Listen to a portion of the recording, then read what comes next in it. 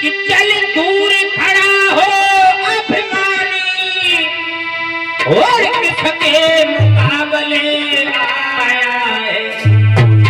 अब पति से बोली शर्म नहीं आती और अकल तुम्हारी अरे परी आई है और गोदी में गधा चढ़ाया है।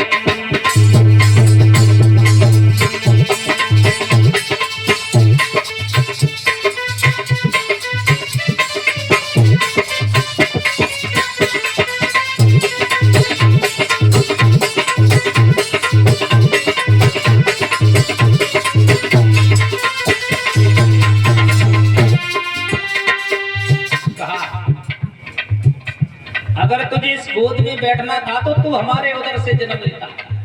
ध्रुव बोले मौसी आज के बाद कभी नहीं आऊंगा। बोले होना भी मत, अगर देख लिया तो दोनों आंखें निकाल लूंगा। जा जा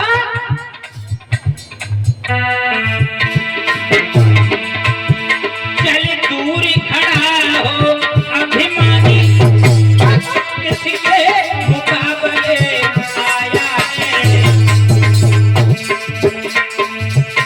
अरे अकल तुम्हारी परी आई है गोदी में गधा चढ़ाया है।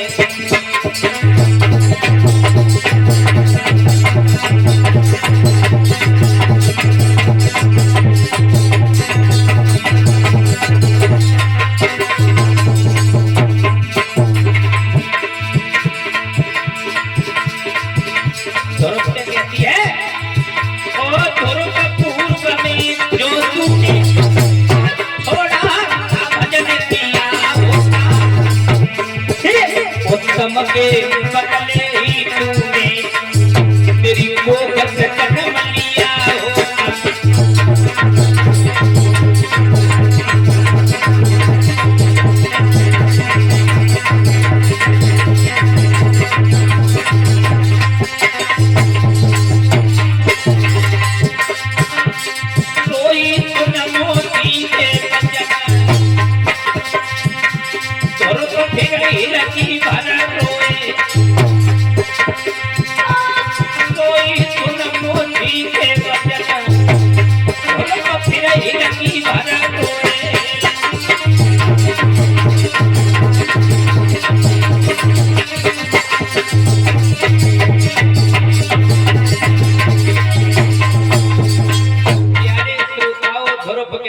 मौसी आज के बाद कभी नहीं आऊंगा।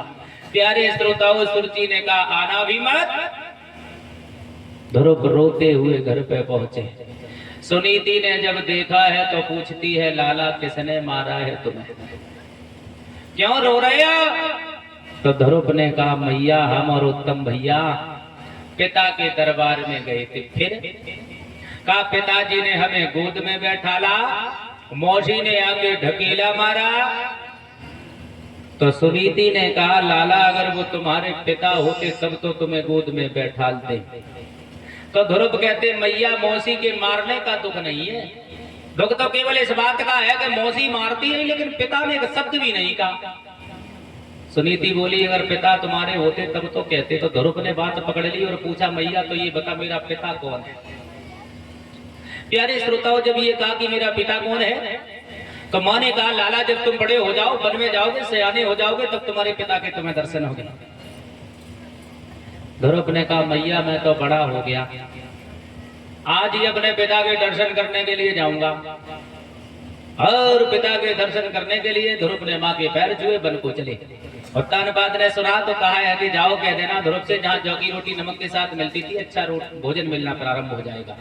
ध्रुव ने कहा अरे परमात्मा बड़ी कृपा हो रही है। उसके बाद और आगे बढ़े तो उत्तानपाद ने कह दिया आदि अयोध्या का राजा ध्रुव, आदि का उत्तम।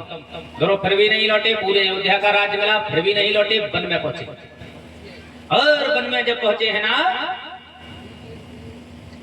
नारद से भेंट हुई। नारद ने पूछा कहाँ जा रहे हो? कहा परमात्मा को ढूंढने के लिए। नारद बोले सारी जिंदगी हो गई बीड़ा बजाते बजाते, हमें परमात्मा के दर्शन नहीं हुए, तुम्हें कैसे हो जाएंगे? बोले तुम महात्मा ढोंगी लग रहे हो, भजन करते तो हो जाते। कहते हैं ध्रुव तुम एक बात नहीं जानते हो नारद बाबा, कि इसके जिसको है अपनी प्रभु से अब वो सदा शरीर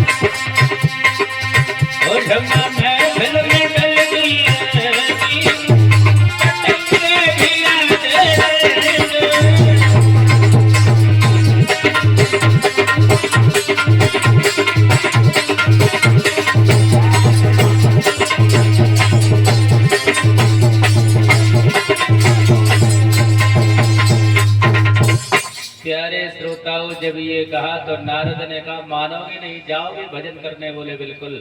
और नारद ने कहा तो गुरु किए तो बाबा नारद के वचन सुन कर ध्रुव बोले बाबा जी गुरु क्या होते हैं? बोले गुरु मीन्स अंधकार, रू मीन्स प्रकाश, जो अंधकार से प्रकाश की ओर ले जाए उसे गुरु कहते हैं।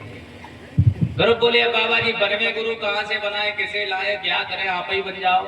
नारद गुरु बने, द्वादश मंत्र दिया, ओम नमो भगवते वासुदेवाय। यमुना के किनारे पहुंचे, ध्रुव के लिए सुंदर सी कुटिया बनाई और नारद वापस आए और ध्रुव तपस्या करने के लिए बैठ गए। और जब तपस्या की है, पहला आसन 3 महीने का, दूसरा आसन 5 महीने का, और फिर उसके बाद में सीधे अंगूठे, पैर के सीधे अंगूठे पे खड़े हुए, दोनों भुजाओं को ऊपर किया और जब श्वास को खींचा तो ब्रह्मांड हिल गया। नारद भागे, यानी कि जो ध्रुव ने खींची प्राण वायु और हवा रुकी त्रिलोकों की, और मचा ब्रह्मांड हिला, चमक घुटने लगी प्राणियों की, चमक घुटने लगी।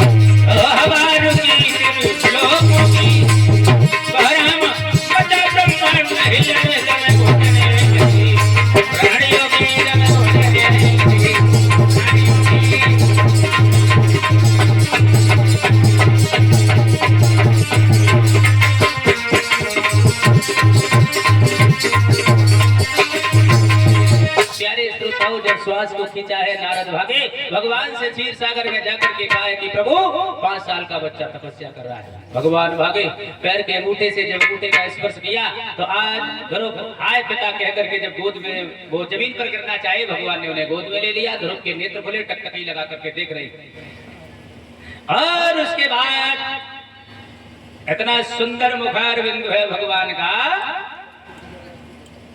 ध्रुव देखते ही रह गए। भगवान ने कहा कोई वरदान मांगा, बोले क्या चाहिए? हमें कुछ नहीं चाहिए, आपके दर्शन होना था, हो गए। तो भगवान ने कहा तुम नहीं मांगो, मैं बता रहा हूं तुम्हें, आप अभी तो अयोध्या का राज्य करेंगे, कितने वर्ष? 36,000। उसके बाद ध्रुव तारा के नाम से उत्तर दिशा में जाने जाओगे। प्यारे श्रोताओं, वहां से ऐरावत हाथी को मंगवाया, ध्रुव को बैठलवाया और लेकर के चले। और जब चले हैं ना, अयोध्या के करीब आए हैं, तो गांव के लोगों ने जब सुना तो ध्रुव को देखा है, तो ध्रुव ने जब गांव के बुजुर्गों को देखा तो हाथी को बैठलवाया, पैदल चलने लगे। कितना संस्कार था परीक्षित जी उस बच्चे के अंदर। बुजुर्गों का सम्मान जब देखा है तो खुद स्वयं पैदल जा रहे हैं। और इसके बाद में जब करीब आए हैं अयोध्या में, तो सर्वप्रथम मौसी के दरवाजे पर पहुंचे। मौसी ने देखा है ध्रुव आ रहा है तो दरवाजा बंद कर लिया। तो ध्रुव ने आवाज लगाई, मौसी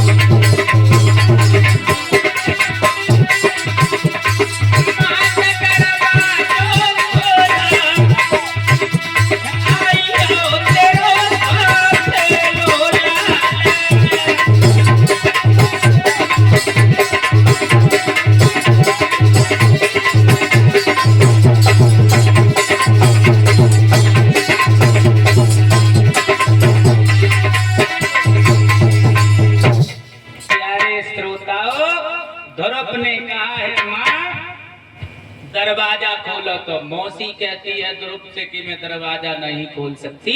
तो ध्रुव ने कहा मैया तेरी ही कृपा से तो हमें परमात्मा के दर्शन हुए, अगर तू हमें नहीं मारती तो शायद भगवान के दर्शन नहीं होते। ध्रुव ने मौसी का दरवाजा खुलवाया और आगे बढ़े हैं जहां माँ बेहोश पड़ी है, नेत्रहीन हो चुकी है। तो आज माँ से कहा है कि माँ मैं तपस्या करके वापस आ गया। तो माँ ने कहा लाला मुझे दिखाई नहीं देता। तो आज ध्रुव ने क्या किया है, फूक रे मैया के और नैनन में जब मौरी।